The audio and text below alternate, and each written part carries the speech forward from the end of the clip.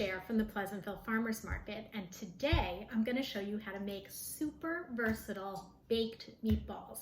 These meatballs are quick, they're easy, and they're made with ingredients that you can get at the market. I'm going to show you the technique, and then I'll tell you a few different ways that you can serve them, and even a few different ways you can switch up the ingredients to make a completely different meal.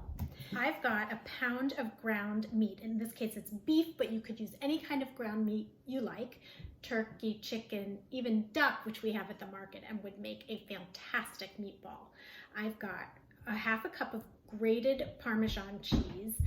Any hard cheese will work. We've got lots of choices at the market for that too, so check it out.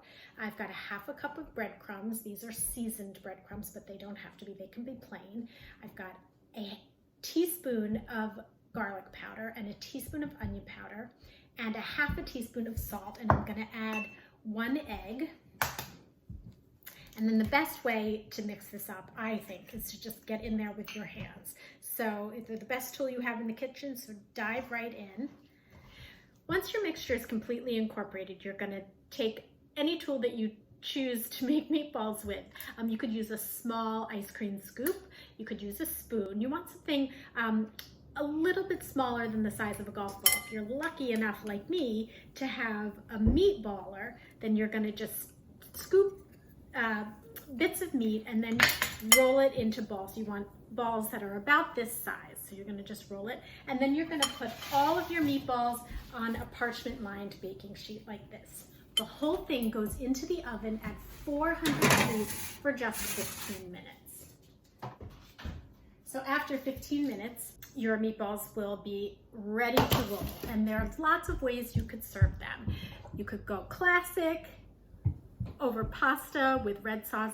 I like a little bit of basil. I really like them in a sandwich, like a meatball sub type of sandwich. But the really fun thing about these meatballs is you can switch up the protein and you can switch up a bunch of the flavorings. So for example, lamb plus mint plus feta stuffed into a pita with tomato and cucumber.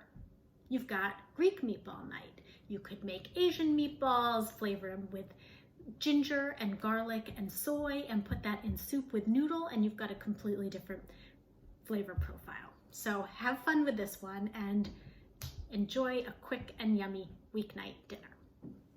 So that's super versatile baked meatballs. Thanks for watching. See you at the market.